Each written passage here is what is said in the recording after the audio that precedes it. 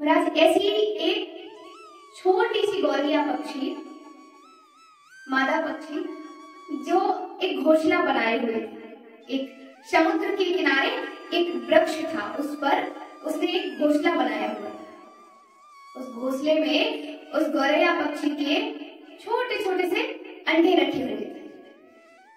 वो प्रतीक्षा कर रही थी कि बस अब इतना समय रह गया है, कुछ समय रह गया है, तब मेरे ये अंडे फोड़कर मेरे पक्षी बाहर निकलेंगे।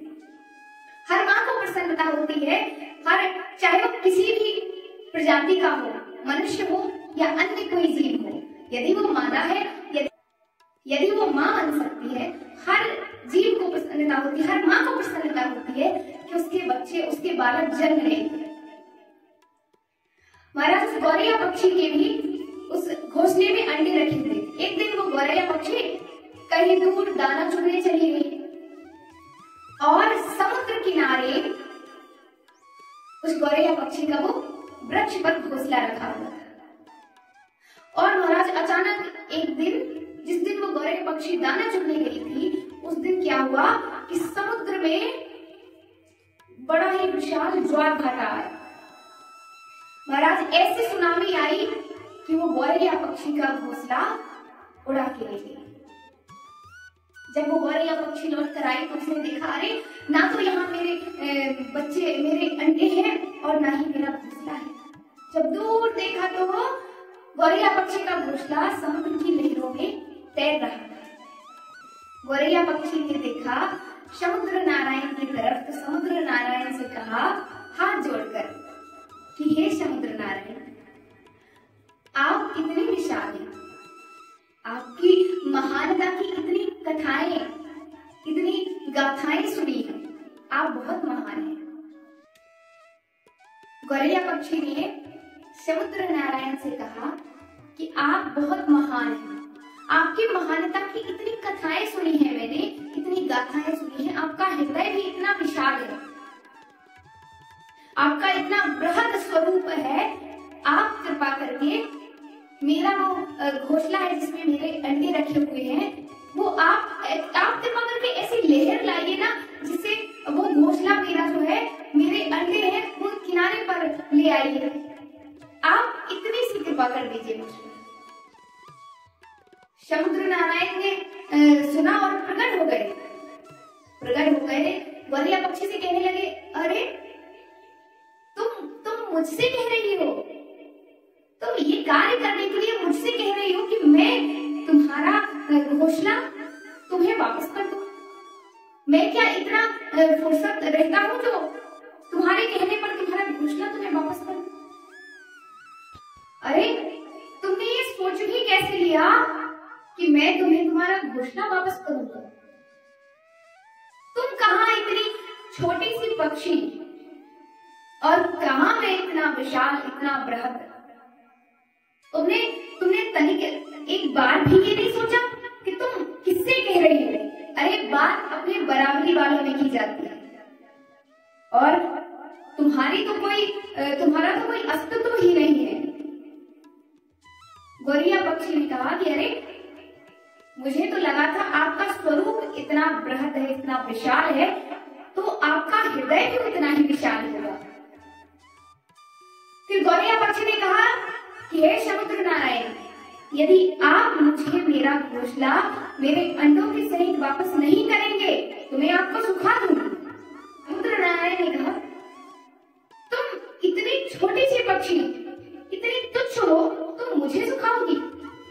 एक लहर में तुम्हारे परखच्चे उड़ जाएंगे, पता नहीं चलेगा तुम्हारा अस्तित्व कहाँ गया, तुम्हारा अस्तित्व ही समाप्त हो जाएगा। तो मुझे सुखाने की बात कर रही हो? अच्छा बताना कैसे सुखाओगे मुझे? गौरैया पक्षी गई और उसने अपनी छोटी सी चोंच में समुद्र का जल भरा और दूर जाकर खाली कर दिया। समुद्र नारायण ने कहा, अच्छा ऐसे सुखाओगी तुम मुझे? ठीक है करो, लगे रहो। महाराज उसका, गौरैया पक्षी का आप धैर्य देखिए, उसे पता है कि वो समुद्र नारायण को नहीं सुखा सकती, लेकिन फिर भी धैर्य के साथ वो लगी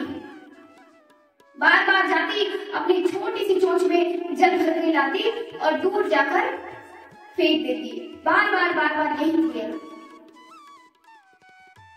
बाकी पक्षियों ने देखा तो कहते अरे इसने बिना सोचे समझे ये बेड़ा उठा लिया। इसे पता है कि ऐसा असंभव है ऐसा होना। इसने क्या कह दिया, इस समुद्र नारायण को सुखा दे। लेकिन गौरैया पक्षी को कोई फर्क नहीं पड़ रहा है कौन क्या कहता है, क्या कर रहा है, क्या मुझे कह रहा है, किसी की नहीं सुनी। वो अपना काम अपने धैर्य के साथ कंटिन्यू करती रही। और देखिए उसके धैर्य का ही, उसके विश्वास का ही चमत्कार कि बाकी जितने भी पक्षी थे, जितनी प्रजाति के पक्षी इस पृथ्वी पर थे, सारे पक्षी समुद्र में अपनी चोंच में जल भरकर लाते और दूर जाकर खाली कर देते। महाराज अब तो देखिए किलोमीटरों तक पक्षी पक्षी पक्षी, आपको कुछ दिखाई नहीं देगा, कई किलोमीटर तक केवल पक्षी ही पक्षी दिखाई दे रहे हैं। नारद जी ने जैसे ये दृश्य देखा तो उन्होंने गरुड़ जी से कहा कि अरे भाई तुम यहाँ आराम कर रहे हो, देखो तुम्हारी प्रजाति के तुम भाई पक्षियों के राजा हो, और वहां देखो पृथ्वी पर इतनी छोटी सी पक्षी गौरैया पक्षी वो बताओ समुद्र को खाली करने के प्रयास में लगी है और तुम यहाँ आराम कर रहे हो। अरे तुम राजा हो पक्षियों के, तुम कम से कम जाकर उनकी सहायता तो कर सकते हो ना। तो गरुड़ जी ने कहा कि हाँ देवर्षि मुझे पता है, मैंने भी सुना था कि हाँ ऐसा कुछ हो रहा है, लेकिन वो पागल है सारे के सारे पक्षी, उन्हें पता है भला कहीं समुद्र नारायण को सुखाया जा सकता है, फिर भी वो ये मूर्खतापूर्ण काम कर रहे हैं। नारद जी ने कहा अरे वो मूर्खतापूर्ण कार्य नहीं कर रहे हैं, वहां स्वयं समुद्र नारायण को अभिमान हो गया है। समुद्र नारायण ने उस पक्षी को तुच्छ कहा, छोटा कहा और स्वयं को बृहत विशाल बताया। समुद्र नारायण को अभिमान हो गया है। अरे उनका अभिमान दूर करने के लिए कम से कम उन्हें सुखाओ मत, मैं चाहूं तुम चाहो या कोई और चाहे तो ये कभी संभव नहीं है, कभी नहीं हो सकता। लेकिन यदि जिनको तुम अपनी पीठ पर बैठाकर ले जाते हो, यदि वो चाहिए तो ये संभव है। गरुड़ जी ने कहा अरे नारद जी आप कैसी बात कर रहे हैं, अगर समुद्र नारायण को सुखा दिया जाएगा तो प्रलय हो जाएगा, महाप्रलय हो जाएगा। नारद जी ने कहा आप सुखाने की बात ही मत कीजिए ना, आप समुद्र नारायण को सुखाने की बात मत कीजिए, आप उनसे ये कहिए कि कम से कम समुद्र नारायण ने जो अभिमान किया, कम से कम उन्हें इस अभिमान का अनुभव तो करा दे, उनका अभिमान तो कम कर दे। तब श्री गरुड़ जी महाराज क्षीर सागर पहुंचे। वहां श्री हरि विष्णु जी विराजमान थे। उनसे कहा कि हे नारद आप पृथ्वी पर यह दृश्य देखिए जहां समुद्र नारायण को अभिमान हो गया, वो एक गौरैया पक्षी को, एक पक्षी को तुच्छ कह रहे हैं। आप कृपा करके उस गौरैया पक्षी की सहायता कीजिए। तब श्री विष्णु जी ने कहा कि समुद्र नारायण ने ये तो बहुत गलत किया, अभिमान तो किसी का भी, श्री विष्णु भगवान को किसी को पसंद नहीं है, किसी भी देवी देवता को अभिमान नहीं पसंद है। और हमारे जो श्री ठाकुर जी हैं उन्हें किसी कोई भी हो अभिमान तो बिल्कुल भी पसंद नहीं। यदि आपके हृदय में अभिमान है तो वहां से श्री ठाकुर जी नहीं रहेंगे, चले जाएंगे वो। श्री ठाकुर जी ने कहा कि समुद्र नारायण की ये तो बहुत गलत बात है। तब उन्होंने अपने सुदर्शन चक्र को आज्ञा किया, सुदर्शन चक्र से कहा कि जाओ तुम समुद्र के ऊपर 12 सूर्यों के समान तपायमान हो जाओ। 12 सूर्य महाराज, एक सूर्य की गर्मी ऊष्मा, एक सूर्य का ताप हम सहन नहीं कर सकते हैं।